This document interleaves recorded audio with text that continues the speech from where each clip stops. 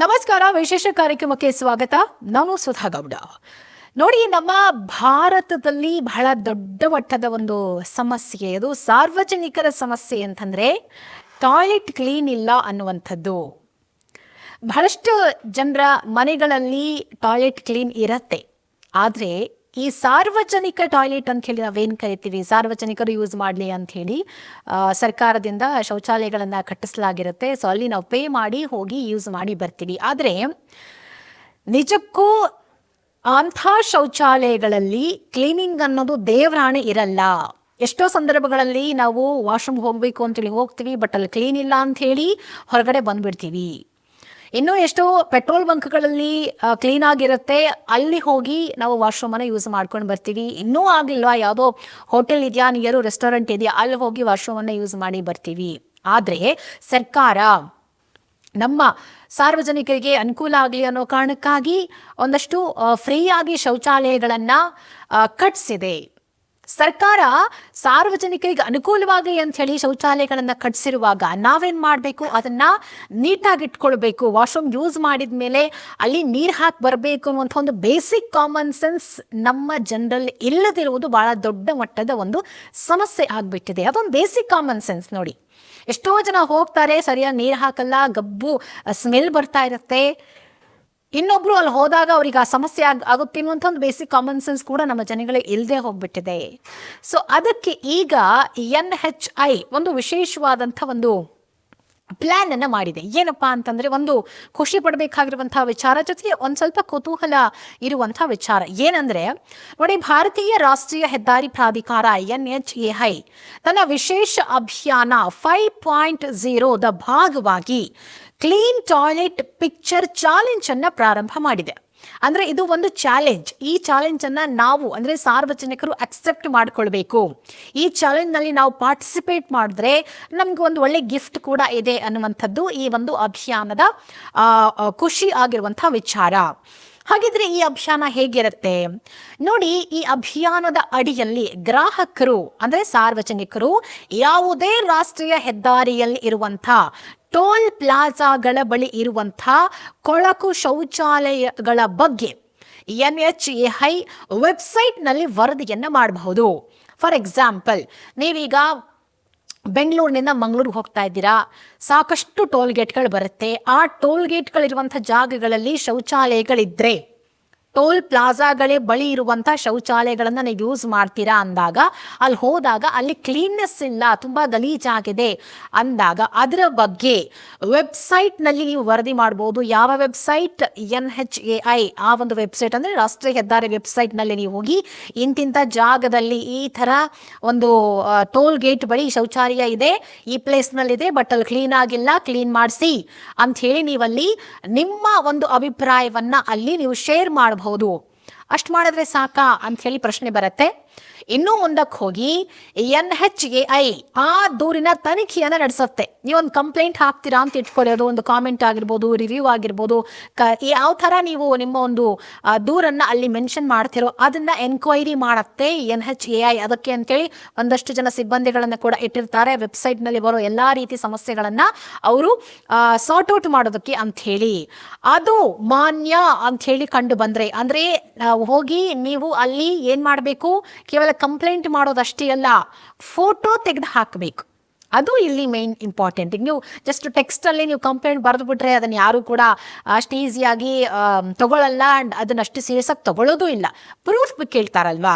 So ಹಾಗಾಗಿ ನೀವು ಯಾವುದೇ ರಾಷ್ಟ್ರೀಯ ಹೆದ್ದಾರಿಯಲ್ಲಿ ಇರುವಂಥ ಟೋಲ್ ಗೇಟ್ಗಳ ಬಳಿ ಇರುವಂಥ ಶೌಚಾಲಯಗಳಿಗೆ ಹೋದಾಗ ಅಲ್ಲಿ ನೀಟ್ನೆಸ್ ಇಲ್ಲ ಅಂದಾಗ ಒಂದು ಫೋಟೋ ತಗೊಳ್ಳಿ, ಮೊಬೈಲ್ನಲ್ಲಿ ನೀವು ಫೋಟೋ ತಗೊಳ್ಳಿ.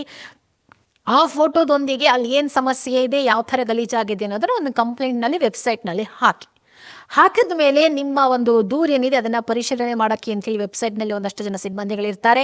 ಹೌದು, ಕರೆಕ್ಟ್ ಇದೆ, ಅವ್ರು ಹೇಳೋದು ಕಂಪ್ಲೇಂಟ್ ಕರೆಕ್ಟ್ ಇದೆ, ಆ್ಯಂಡ್ ಫೋಟೋಸ್ ಕೂಡ ಕಳಿಸಿದ್ದಾರೆ, ಅದು ಕರೆಕ್ಟ್ ಇದೆಯಾ ಅದನ್ನು ಹೋಗಿ ಚೆಕ್ ಮಾಡ್ತಾರೆ. ಅಲ್ಲಿ ಚೆಕ್ ಮಾಡಿದಾಗ ಹೌದು ಅಲ್ಲಿ ಗಲೀಜಾಗಿದೆ ಅನ್ನೋದೇ ಆದರೆ ದೂರುದಾರ ಕಾರಿನಲ್ಲಿ ಅಳವಡಿಸಲಾದ ಫಾಸ್ಟ್ ಟ್ಯಾಗ್ಗೆ 1,000 ರೂಪಾಯಿಯನ್ನು ಜಮಾ ಮಾಡುತ್ತೆ. ಅಂದರೆ ನೀವು ಕಾರಲ್ಲಿ ಹೋಗ್ತಿದ್ದೀರಾ, ಕಾರಲ್ಲಿ ಹೋಗುವಾಗ ವಾಶ್ರೂಮ್ಗೆ ಹೋಗಬೇಕು ಅಂತ ಅನಿಸ್ತಿದೆ, ನೀವು ಅಲ್ಲಿ ಹೋಗಿದ್ದೀರಾ, ವಾಶ್ರೂಮ್ ಸರಿ ಇಲ್ಲ, ಫೋಟೋ ತಗೊಂಡಿದ್ದೀರಾ, ಹೋಗಿ ವೆಬ್ಸೈಟ್ನಲ್ಲಿ ಅಪ್ಲೋಡ್ ಮಾಡಿ ಒಂದಷ್ಟು ಕಂಪ್ಲೇಂಟ್ ಹಾಕ್ತೀರಾ. ಅದರ ಜೊತೆಗೆ ನೀವು ಯಾರು ಕಂಪ್ಲೇಂಟ್ ಹಾಕಿದ್ದು ನಿಮ್ಮ ವೆಹಿಕಲ್ ನಂಬರನ್ನು ಕೂಡ ಅಲ್ಲಿ ಹಾಕಬೇಕಾಗಿ ಬರುತ್ತೆ. ನಾವು ಇಂಥ ಹೆಸರು, ನಮ್ಮ ವೆಹಿಕಲ್ಲು, ನಾವು ಇಂಥ ದಾರಿಯಲ್ಲಿ ಹೋಗ್ತಾ ಇದ್ವಿ, ಈ ಥರ ಶೌಚಾಲಯಕ್ಕೆ ಹೋದ್ವಿ, ಅಲ್ಲಿ ಈ ಥರ ಗಲೀಜಾಗಿತ್ತು ಅಂಥೇಳಿ ನೀವು ಕಂಪ್ಲೇಂಟ್ ಮಾಡ್ತಿರಲ್ವಾ. ಕಂಪ್ಲೇಂಟ್ ಮಾಡಿ ಅವರು ಎನ್ಕ್ವೈರಿ ಮಾಡಿದ ಮೇಲೆ ಅದು ನಿಜ ಅಂತ ಪ್ರೂವ್ ಆದಾಗ ಸೊ ನಿಮ್ಮ ಒಂದು ಫಾಸ್ಟ್ಯಾಗ್ ಅಕೌಂಟ್ಗೆ 1,000 ರೂಪಾಯಿ ಜಮಾ ಮಾಡುತ್ತೆ NHAI. ಈ ಅಭಿಯಾನ ಅಕ್ಟೋಬರ್ 31, 2025 ಕೂಡ ನಡೆಯಲಿದೆ. ಈಗ ಆಲ್ರೆಡಿ ಸ್ಟಾರ್ಟ್ ಆಗಿದೆ. ಸೊ ಬಹುಶಃ ಸುದ್ದಿ ಲೇಟ್ ಆಗಿರ್ಬೋದು, ಒಂದಷ್ಟು ಜನರಿಗೆ ಇದು ರೀಚ್ ಆಗಿಲ್ಲದೆ ಇರ್ಬೋದು. ಆದರೆ ಅಕ್ಟೋಬರ್ 31 ಕೂಡ ಸಮಯ ಇದೆ, ಇನ್ನೂ ಕೂಡ 15 ದಿನಗಳ ಕಾಲ ಸಮಯ ಇದೆ. ಅಷ್ಟರೊಳಗಾಗಿ ಎಷ್ಟು ಜನಕ್ಕೆ ನಿಮಗೆ ಫಾಸ್ಟ್ಯಾಗಿಗೆ ಅಮೌಂಟ್ ಬೇಕು ಅಂತಂದರೆ, ಸೊ ನೀವು ಇನ್ ಕೇಸ್ ಟ್ರಾವೆಲಿಂಗಲ್ಲಿ ಇದ್ದರೆ ಈ ಥರದ ಸಮಸ್ಯೆ ಕಂಡು ಬಂದರೆ ಅದನ್ನು ನೀವು NHAIಗೆ ವರದಿಯನ್ನು ಮಾಡಬಹುದು. ಇನ್ನು ಜಿಯೋ ಟ್ಯಾಗ್ ಫೋಟೋಗಳು ಮಾತ್ರವೇ ಮಾನ್ಯ. ಜಿಯೋ ಟ್ಯಾಗ್ ಫೋಟೋಗಳು ಮಾತ್ರವೇ ಮಾನ್ಯ ಅಂತಂದರೆ ನೀವು ಮೊಬೈಲ್ನಲ್ಲಿ ಕರೆಕ್ಟ್ ಆಗಿರುವಂಥ ಒಂದು ಪಿಕ್ಚರ್ಗಳನ್ನು ತೆಗೆದು ನೀವು ಆ ವೆಬ್ಸೈಟ್ಗೆ ಟ್ಯಾಗ್ ಮಾಡ್ಬೋದು. ಸೊ ಈ ಒಂದು ಕ್ರಮ ಏನಿದೆ ಇದು ಎಲ್ಲ ರಾಷ್ಟ್ರೀಯ ಹೆದ್ದಾರಿ ಬಳಕೆದಾರರಿಗೆ ಮುಕ್ತವಾಗಿದೆ. ಅಂದರೆ ನೀವು ನಮ್ಮ ಕರ್ನಾಟಕದಲ್ಲಿ ಎಲ್ಲೇ ಓಡಾಡಿ, ಯಾವುದೇ ಟೋಲ್ಗೇಟಲ್ಲಿ ಓಡಾಡಿ, ಅಲ್ಲಿ ಎಲ್ಲ ಕೂಡ ಅನ್ವಯ ಆಗತ್ತೆ ಬಳಕೆದಾರರು. ಆದರೆ ನೀವು ವೆಬ್ಸೈಟನ್ನು ಯೂಸ್ ಮಾಡಬೇಕು ಅಂತಂದರೆ, ಅಥವಾ ಒಂದು ಅಪ್ಲಿಕೇಶನ್ ಇದೆ, ರಾಜಸ್ಥ ಯಾತ್ರೆ ಅನ್ನುವಂಥ ಒಂದು ಅಪ್ಲಿಕೇಶನನ್ನು ಬಿಟ್ಟಿದ್ದಾರೆ. ಅದನ್ನು ನೀವು ಗೂಗಲಲ್ಲಿ ಹೋಗಿ ಅಂದರೆ ಡೌನ್ಲೋಡ್ ಮಾಡ್ಕೊಳ್ಳಿ. ಆ ಅಪ್ಲಿಕೇಶನ್ನ ಇತ್ತೀಚಿನ ಅಪ್ಡೇಟೆಡ್ ಡೌನ್ಲೋಡನ್ನು ಮಾಡಬೇಕಾಗುತ್ತೆ. ಅಂದರೆ ಒಂದಷ್ಟು ಚೇಂಜಸ್ಗಳನ್ನು ಮಾಡಿದ್ದಾರೆ. ಬಹುಶಃ ಮುಂಚೆ ಇತ್ತವೇನೋ ಗೊತ್ತಿಲ್ಲ ರಾಜಸ್ಥ ಯಾತ್ರೆ ಅಂತ ಅಪ್ಲಿಕೇಶನ್, ಬಟ್ ಈಗ ಅದನ್ನು ಒಂದಷ್ಟು ಅಪ್ಡೇಟ್ ಮಾಡಿದ್ದಾರೆ. ಆ ಅಪ್ಡೇಟೆಡ್ ವರ್ಷನ್ನನ್ನು ನೀವು ಡೌನ್ಲೋಡ್ ಮಾಡ್ಕೊಳ್ಳಿ. ಆ ಅಪ್ಲಿಕೇಶನ್ ಮೂಲಕ ಕೊಳಕು ಶೌಚಾಲಯಗಳ ಜಿಯೋ ಟ್ಯಾಗ್ ಮಾಡಲಾದ ಫೋಟೋಗಳನ್ನು ಅಪ್ಲೋಡ್ ಮಾಡಬೇಕಾಗತ್ತೆ. ಆ ಒಂದು ನೀವೇನು ಫೋಟೋ ತೆಗೆದಿರ್ತೀರಲ್ಲ ಅದನ್ನು ನೀವು ಜಿಯೋ ಟ್ಯಾಗ್ ಮಾಡಬೇಕು. ಸೊ ಆ ಟ್ಯಾಗ್ ಮಾಡಿದ ಮೇಲೆ ಅದು ಅಪ್ಲೋಡ್ ಆಗುತ್ತೆ, ಆಮೇಲೆ ಅದನ್ನು ಪರಿಶೀಲನೆ ಆಗುತ್ತೆ. ಸೊ ಅದು ಕನ್ಫರ್ಮ್ ಆಗಿದ್ದರೆ ನಿಮ್ಮ ಅಕೌಂಟಿಗೆ ಹಣ ಬರುತ್ತೆ. ಸೊ ಫೋಟೋ ಅಪ್ಲೋಡ್ ಮಾಡಿದ ನಂತರ ಯೂಸರ್ಗಳು ತಮ್ಮ ಹೆಸರನ್ನು ಹಾಕಬೇಕು, ಸ್ಥಳ, ವಾಹನ ನೋಂದಣಿ ಸಂಖ್ಯೆ ಮತ್ತು ಮೊಬೈಲ್ ಸಂಖ್ಯೆ. ಸೊ ಎಲ್ಲ ಡೀಟೇಲ್ಸನ್ನು ನೀವು ಅವ್ರಿಗೆ ಕೊಟ್ಟಿದ್ದೇ ಆದರೆ ಖಂಡಿತ ನಿಮ್ಮ ಅಕೌಂಟಿಗೆ 1,000 ರೂಪಾಯಿ ಹಣ ಬರುತ್ತೆ.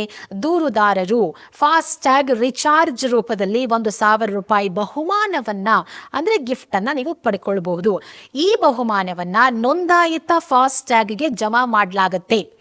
ಸೊ ಅಂದರೆ ಈಗ ನೀವು ಡೈಲಿ ಓಡಾಡುವಂಥ ಒಂದು ರೋಡ್ ಆಗಿರ್ಬೋದು, ಅಲ್ಲಿ ಇದಾಗಿರ್ಬೋದು, ಟೋಲ್ ಗೇಟ್ ಆಗಿರ್ಬೋದು. ಸೊ ನೀವು ಅಲ್ಲಿದು ಒಂದು ಫಾಸ್ಟ್ಯಾಗ್ ಏನು ನಿಮ್ಮ ಹತ್ರ ಇರುತ್ತೆ ಅಕೌಂಟು, ಸೊ ಅದಕ್ಕೆ ಅದು ಜಮಾ ಆಗುತ್ತೆ. ನೀವು ಅಲ್ಲಿ ಓಡಾಡುವಾಗ ನೀವು ಫ್ರೀಯಾಗಿ ಓಡಾಡ್ಬೋದು, ಅಥವಾ ಆ ದುಡ್ಡಿನ ಮೂಲಕನೇ ನಿಮ್ಮ ಫಾಸ್ಟ್ಯಾಗ್ ಮೂಲಕ ಹಣ ಕಟ್ಟಾಗುತ್ತೆ. ಸೊ ನೀವು ಎಕ್ಸ್ಟ್ರಾ ಅದಕ್ಕೆ ರೀಚಾರ್ಜ್ ಮಾಡೋ ಅವಶ್ಯಕತೆ ಇರಲ್ಲ. ಸೊ ಇದು ಒಂದು ಒಳ್ಳೆಯ ಖುಷಿ ವಿಚಾರ.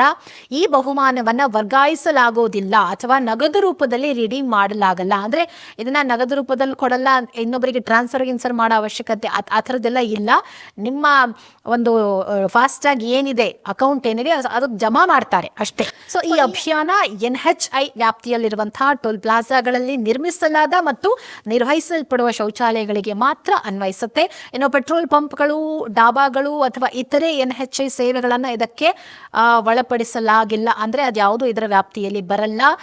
ಪ್ರತಿ ರಾಷ್ಟ್ರೀಯ ಹೆದ್ದಾರಿಯಲ್ಲಿರುವ ಟೋಲ್ ಪ್ಲಾಜಾಗಳಲ್ಲಿನ ಶೌಚಾಲಯಗಳು ಸ್ವೀಕರಿಸಿದ ದೂರುಗಳ ಸಂಖ್ಯೆಯನ್ನ ಲೆಕ್ಕಿಸದೆ ದಿನಕ್ಕೊಮ್ಮೆ ಮಾತ್ರ ಬಹುಮಾನಕ್ಕೆ ಅರ್ಹವಾಗಿರುತ್ತೆ. ಅಂದರೆ ಈಗ ನೀವು ಇವತ್ತು ಒಂದ್ಸತಿ ಅದನ್ನ ನೀವು ಇದು ಮಾಡಿರ್ತೀರಾ ಅನ್ಕೊಳ್ಳಿ, ಕಂಪ್ಲೇಂಟ್ ಹಾಕಿರ್ತೀರಾ, ಫೋಟೋ ಹಾಕಿರ್ತೀರಾ. ಸೊ ಅದೇ ತರಹದ ಕಂಪ್ಲೇಂಟ್ ಬೇರೆಯವರು ಹಾಕಿದ್ದಾರೆ ಅಂತ ಇಟ್ಕೊಳ್ಳಿ. ಸೊ ಆವಾಗ ಏನಾಗುತ್ತೆ, ದಿನಕ್ಕೂ ಒಂದು ಬಾರಿ ಅಂದರೆ ಒಬ್ರಿಗೆ ಮಾತ್ರ ಹಾಕ್ತಾರೆ. ಯಾಕಂದರೆ ನೀವು ಎಷ್ಟೇ ಬಾರಿ ಕಂಪ್ಲೇಂಟ್ ಬಹುಶಃ ಇದು ಲಕ್ ಅಂತಲೂ ಹೇಳ್ಬೋದು, ಯಾರಿಗೆ ಅಮೌಂಟ್ ಬರುತ್ತೆ ಅಂತ ಹೇಳೋಕ್ಕಾಗಲ್ಲ. ಸಾಕಷ್ಟು ಕಂಪ್ಲೇಂಟ್ ಬಂದಿರುತ್ತೆ, ನೀವು ಒಂದೇ ಟೋಲ್ಗಳ ಬಗ್ಗೆ ಸಾಕಷ್ಟು ಕಂಪ್ಲೇಂಟ್ ಬಂದಿರುತ್ತೆ. ಸೊ ಆಗ ದೂರುಗಳ ಸಂಖ್ಯೆಯನ್ನು ಲೆಕ್ಕಿಸದೆ ದಿನಕ್ಕೆ ಒಮ್ಮೆ ಮಾತ್ರ ಬಹುಮಾನ ಅರ್ಹವಾಗಿರುತ್ತೆ ಅಂಥೇಳಿ ಅವರು ಒಂದು ರೂಲ್ಸನ್ನು ಮಾಡಿದ್ದಾರೆ. ಸೊ ಬಹುಶಃ ಇಲ್ಲಿ ಎಷ್ಟು ದಿನ, ಒಂದು ದಿವಸಕ್ಕೆ ಎಷ್ಟು ಜನ ಕಂಪ್ಲೇಂಟ್ ಕೊಟ್ಟಿರ್ತಾರೋ ಅಷ್ಟು ಜನಕ್ಕೆ ಬರಬಹುದು. ಯಾಕಂದರೆ ಇಲ್ಲಿ ದೂರುಗಳ ಸಂಖ್ಯೆಯನ್ನು ನಾವು ಕೌಂಟ್ ಮಾಡಲ್ಲ ಅಂಥೇಳಿ ಹೇಳಿದ್ದಾರೆ. ಸೊ ಹಾಗಾಗಿ ಎಷ್ಟು ಜನ ಕಂಪ್ಲೇಂಟ್ ಹಾಕಿರ್ತಾರೋ ಅಷ್ಟನ್ನು ಎನ್ಕ್ವೈರಿ ಮಾಡಿದಾಗ ಅಷ್ಟು ಕರೆಕ್ಟಾಗಿದೆ, ಅಲ್ಲಿ ಸಮಸ್ಯೆ ಇದೆ ಅಂತ ಗೊತ್ತಾದಾಗ ಸೊ ಎಲ್ಲರ ಅಕೌಂಟಿಗೂ ಹಣ ಬರುತ್ತೆ ಅನ್ನುವಂಥ ವಿಚಾರವನ್ನು NHAI ಸ್ಪಷ್ಟಪಡಿಸಿದೆ. ಸೊ ಇಂಥ ಒಂದಷ್ಟು ರೂಲ್ಸ್ಗಳು ಇನ್ನಷ್ಟು ಬರಬೇಕು. ಯಾಕಂದರೆ ಪಬ್ಲಿಕ್ ಟಾಯ್ಲೆಟ್ ಟಾಯ್ಲೆಟ್ಸ್ ಅಂತ ಬಂದಾಗ ದೇವರಾಣೆ ಯಾವುದು ಕೂಡ ಕ್ಲೀನ್ ಆಗಿರಲ್ಲ. ಸಾಕಷ್ಟು ಸಂದರ್ಭಗಳಲ್ಲಿ ಇದನ್ನ ಅರ್ಜೆಂಟ್ ಆಗಿರುತ್ತೆ, ಯೂಸ್ ಮಾಡೋಕ್ಕಾಗಲ್ಲ ಅಂಥ ಪರಿಸ್ಥಿತಿಗಳಿರುತ್ತೆ. ಹಾಗಾಗಿ ಇದೊಂದು ಬೇಸಿಕ್ ಕಾಮನ್ ಸೆನ್ಸು. ದಯವಿಟ್ಟು ಜನ ಎಲ್ಲಿ ಹೋದ್ರು ಇದನ್ನು ಅರ್ಥ ಮಾಡ್ಕೊಳ್ಳಿ. ವಾಶ್ರೂಮ್ ಯೂಸ್ ಮಾಡಿದಾಗ ಅದನ್ನು ಕ್ಲೀನ್ ಮಾಡಿ, ಅಥವಾ ಅಲ್ಲಿ ಯಾರು ದುಡ್ಡು ಕೊಟ್ಟು ಪೇ ಮಾಡ್ತಾ ಇರ್ತೀರಾ ಅವ್ರಿಗೆ ಹೇಳಿ ಅದನ್ನು ಕ್ಲೀನ್ ಮಾಡಿಸಿ ಅಂತ ಹೇಳಿ ಅವ್ರಿಗೆ ಜೋರು ಮಾಡಿ, ಇಲ್ಲ ಅದಕ್ಕೆ ಸಂಬಂಧಪಟ್ಟಂಥ ಇಲಾಖೆಗೆ ಕಂಪ್ಲೇಂಟ್ ಕೊಡಿ. ಒಟ್ಟಿನಲ್ಲಿ ಹೆಂಗಾದರೂ ಮಾಡಿ ಪಬ್ಲಿಕ್ ಟಾಯ್ಲೆಟ್ಗಳನ್ನು ಕ್ಲೀನಾಗಿ ಇಟ್ಕೊಳ್ಳುವಂಥ ಪ್ರಯತ್ನವನ್ನು ಮಾಡಿ. ಆ ಮೂಲಕ ನಮ್ಮ ಒಂದು ಕರ್ನಾಟಕದ, ನಮ್ಮ ರಾಜ್ಯದ ಒಂದು ಘನತೆ ಹೆಚ್ಚಾಗುತ್ತೆ. ಬೇರೆ ಯಾವುದೋ ಒಂದು ಸ್ಟೇಟ್ನೋಡು ನಮ್ಮ ರಾಜ್ಯಕ್ಕೆ ಬರ್ತಾರೆ ಅಂತ ಇಟ್ಕೊಳ್ಳಿ, ಅಥವಾ ಯಾವುದೋ ಒಂದು ಟ್ರಾವೆಲಿಂಗಲ್ಲಿ ಇರ್ತಾರೆ ಅಂತ ಇಟ್ಕೊಳ್ಳಿ, ಕರ್ನಾಟಕದಲ್ಲಿ ಪಬ್ಲಿಕ್ ಟಾಯ್ಲೆಟ್ಗಳಲ್ಲಿ ಕ್ಲೀನೇ ಇರಲ್ಲ ಅಂಥೇಳಿ ಮಾತಾಡ್ಕೊಂಡು ಬೈಕೊಂಡು ಹೋದರೆ ಅದು ನಮಗೆ ಅವಮಾನ ಅಲ್ವಾ? ಸೊ ಹಾಗಾಗಿ ನಾವು ಅದನ್ನು ಗಮನದಲ್ಲಿ ಇಟ್ಕೊಳ್ಬೇಕು. ಸೊ ಯಾರೇ ಆದರೂ ಒಂದು ಹ್ಯುಮ್ಯಾನಿಟಿ ದೃಷ್ಟಿಯಿಂದ ಒಂದು ಸ್ವಚ್ಛ ಭಾರತ ಅನ್ನುವಂಥ ಒಂದು ಕಾನ್ಸೆಪ್ಟನ್ನು ಮೋದಿಯವರು ನಮಗೆ ಕೊಟ್ಟಿದ್ದಾರೆ. ಸೊ ನಾವು ಅದನ್ನು ಅಟ್ಲೀಸ್ಟ್ ಈ ಮುಖಾಂತರ ಆದರೂ ಪಾಲಿಸಬೇಕು ಅನ್ನುವಂಥ ಉದ್ದೇಶದಿಂದಾಗಿ NHAI ಈ ಒಂದು ಕ್ರಮವನ್ನು ತೆಗೆದುಕೊಂಡಿದೆ. ಸೊ ಹಾಗಾಗಿ ಪಬ್ಲಿಕ್ ಟಾಯ್ಲೆಟ್ಗಳ ಬಗ್ಗೆ ಸ್ವಲ್ಪ ಅವೇರ್ನೆಸ್ ನಿಮ್ಮಲ್ಲಿ ಇರಲಿ. ಸೊ ಕಂಪ್ಲೇಂಟ್ ಮಾಡೋದನ್ನು ಕಲ್ತ್ಕೊಳ್ಳಿ, ಸಮಸ್ಯೆ ಇದೆ ಅನ್ನೋದನ್ನು ಹೇಳೋದನ್ನು ಕಲ್ತ್ಕೊಳ್ಳಿ. ಅದನ್ನು ಸರಿ ಮಾಡೋ ಪ್ರಯತ್ನವನ್ನು ಸಾರ್ವಜನಿಕರೇ ಮಾಡ್ತಾ ಹೋದರೆ ಬಹುಶಃ ಒಂದೊಂದು ಸಮಸ್ಯೆಗಳು ಕೂಡ ಬಗೆಹರಿಯುತ್ತೆ. ಇವತ್ತು ಟಾಯ್ಲೆಟ್ ಸರಿಯಾಗ್ಬೋದು, ಸಾವಿರಾರು ಜನ ಕಂಪ್ಲೇಂಟ್ ಮಾಡಿ ಇವತ್ತು ನಮ್ಮ ಕರ್ನಾಟಕದಲ್ಲಿರೋ ಎಲ್ಲ ರಾಷ್ಟ್ರೀಯ ಹೆದ್ದಾರಿಗಳಲ್ಲಿರೋ ಎಲ್ಲ ಟಾಯ್ಲೆಟ್ಗಳು ಕ್ಲೀನ್ ಆಯಿತು ಅಂತಂದರೆ ನಮಗೆ ಎಷ್ಟು ಖುಷಿ ಅಲ್ವಾ? ಅದು ಎಷ್ಟು ಹೆಮ್ಮೆಯ ವಿಚಾರ ಅಲ್ವಾ? ಸೊ ನಾವು ಯಾವಾಗ ಸಾರ್ವಜನಿಕರು ಒಂದು ಹೆಜ್ಜೆ ಮುಂದೆ ಇಟ್ಟು ಈ ಸಮಸ್ಯೆ ಸರಿ ಮಾಡೋಣಪ್ಪ ಅಂಥೇಳಿ ಯೋಚನೆ ಮಾಡ್ತೀವೋ ಆಗ ಒಂದೊಂದೇ ಸಮಸ್ಯೆಗೆ ಸೊಲ್ಯೂಷನ್ ಸಿಗ್ತಾ ಹೋಗುತ್ತೆ. ಸೊ ನಾವು ಆದಷ್ಟು ನಾಗರಿಕರಾಗಿ ಇದೆಲ್ಲವನ್ನು ಅರ್ಥ ಮಾಡಿಕೊಂಡು ಸಮಸ್ಯೆಗಳನ್ನು ಬಗೆಹರಿಸೋ ಒಂದು ಪ್ರಯತ್ನಕ್ಕೆ ನಾವು ಹೆಜ್ಜೆ ಇಡೋಣ. ಸೊ ಗೊತ್ತಾಯ್ತಲ್ವಾ ನಿಮಗೆ NHAI ಏನು ಬಹುಮಾನ ಕೊಟ್ಟಿದೆ ಅಂಥೇಳಿ? 1,000 ರೂಪಾಯಿ ಬಹುಮಾನ ನಿಮ್ಮ ಫಾಸ್ಟ್ಯಾಗ್ ಅಕೌಂಟ್ಗೆ ಸೊ ಜಮೆ ಆಗತ್ತೆ.